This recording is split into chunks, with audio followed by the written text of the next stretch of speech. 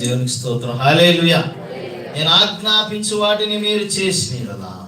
నేను 15 వచ్చిన దాసుడు తన యజమానుడు చేయదాన్ని ఎరుగుడు కనుక ఇక మిమ్మల్ని దాసులని పిలవక స్నేహితులని పిలుచున్నాను. ఎంత గొప్ప మాట అండి. దేని బట్టి ఒకసారి దేవునికి స్తోత్రం చేద్దాం.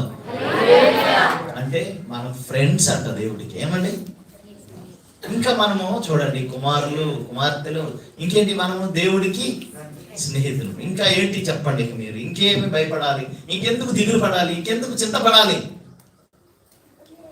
మీరు పాడుతూ ఉంటారు, పాట పాడతాం కదా, అని మన జీవితంలో అన్వయించుకోవాలి. ఏమంటాము?